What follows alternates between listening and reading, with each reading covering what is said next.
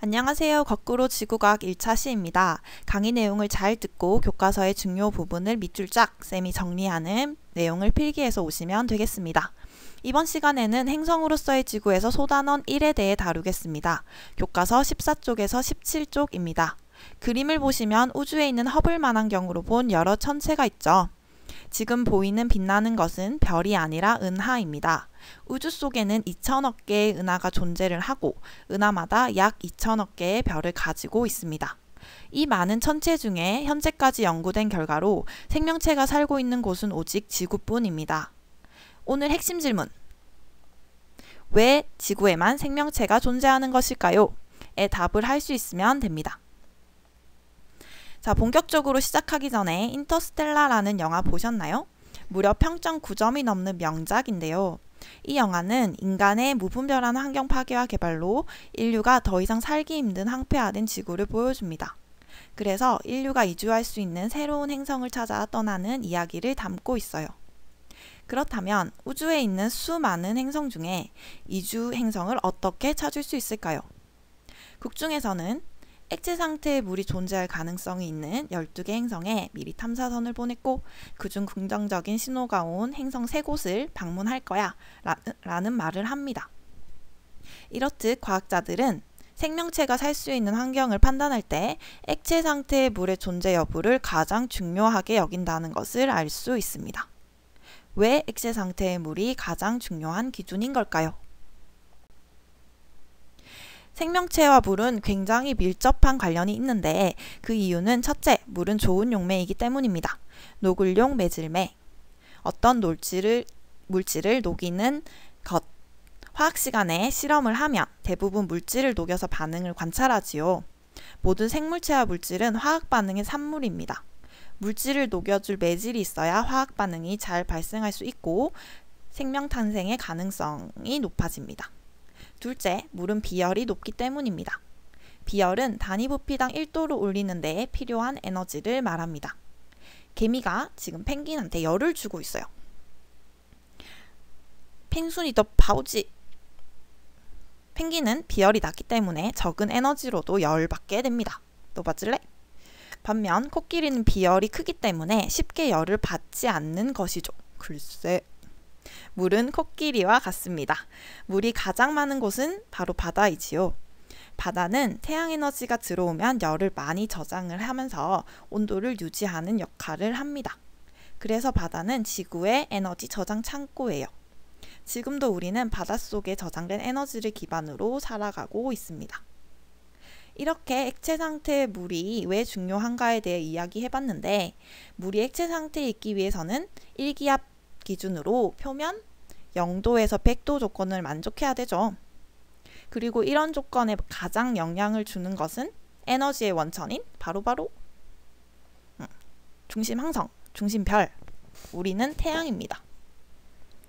그래서 중심 항성에서의 거리에 따라 액체 상태의 물의 존재를 판단할 수 있는데 그 범위를 생명 가능 지대라고 하게 됩니다. 자, 지금부터 생명 가능 지대에 영향을 주는 요인에 대해 알아봅시다. 여기서부터가 중요합니다. 우선 아래의 모닥불 사진을 보도록 할게요. 작은 모닥불이 있고 큰 모닥불이 있습니다. 더 많은 장작을 태울수록 모닥불이 더 크고 더 밝은 것처럼 별도 마찬가지입니다. 자, 그래프와 함께 보도록 할게요. 그래프 세로축에 별의 질량이 클수록 별 크기가 커진다는 것을 우리가 그림으로 볼 수가 있죠. 모닥불처럼 큰 별일수록 중심 온도가 높아지면서 에너지 방출이 많이 하기 때문에 더 밝은 별이 된다는 것을 알 수 있습니다. 별의 밝기를 광도라고 하죠. 그리고 모닥불이 클수록 같은 시간에 더 많은 장작을 태우는 것과 같이 별도 크면 클수록 단위 시간당 연료 소모율이 커지게 됩니다. 이것들은 연결된 세트 개념이니 교과서를 꼼꼼히 읽어보세요. 자, 모닥불은 차가운 밤에 따스한 온기를 주는 역할을 합니다. 모닥불이 작으면 모닥불에 가까이 가야 적당한 온기를 받을 수 있고 모닥불이 크면 너무 뜨겁겠죠. 클수록 멀리 있어야 적당한 온기를 받을 수 있을 겁니다. 지금 작은 모닥불에는 아이들이 가까이 손을 대고 앉아 있는 것을 볼 수 있고, 큰 모닥불에는 멀리 떨어져서 서 있는 걸 볼 수가 있죠. 자, 모닥불을 중심 항성이라고 하고 사람들이 편안하게 불을 쬐는 거리를 생명 가능지대라고 한다면, 중심 항성의 질량이 작을수록 생명 가능지대는 항성과 가깝고 폭이 좁으며, 중심 항성이 클수록 생명 가능지대는 중심 항성에서 멀어지고 폭도 넓어지는 것을 우리가 그래프로 볼 수가 있습니다. 폭이 비슷해 보이는데요. 여러분, 가로축의 단위 간격을 보시면은 일정하지 않는 것을 볼 수 있어요.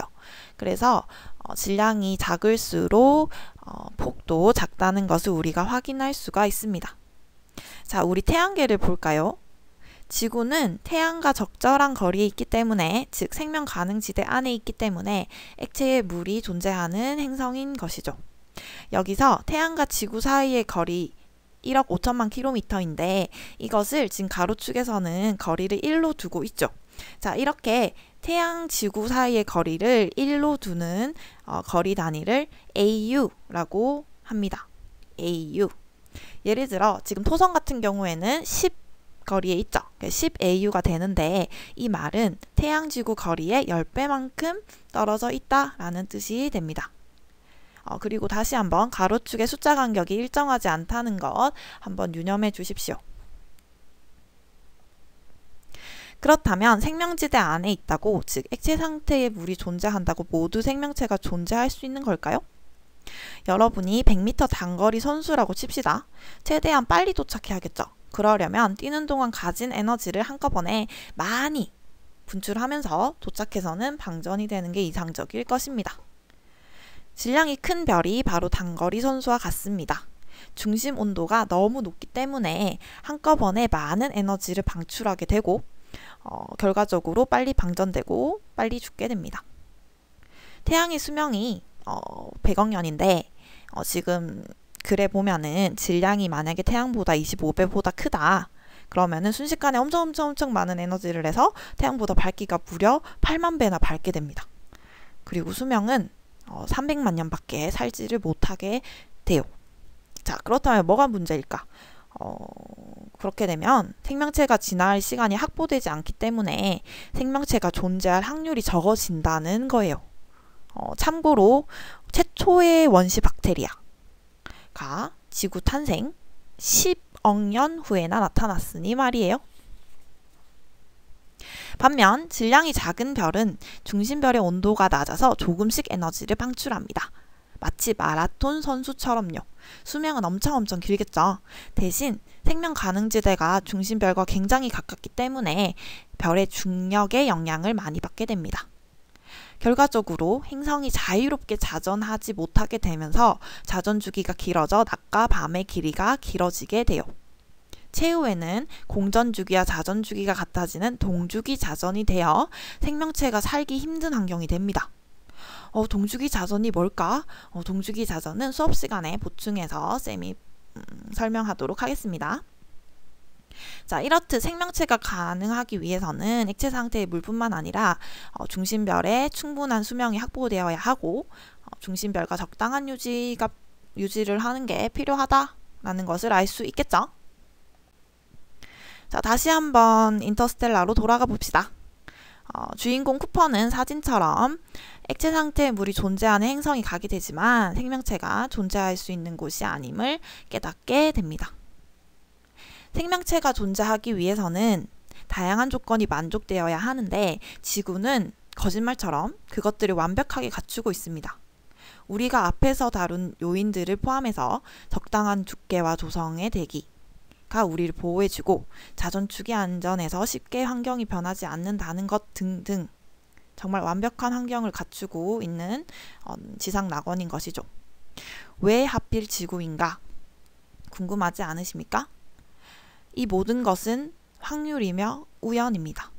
놀랍지 않으신가요? 이상 수업을 마치겠습니다.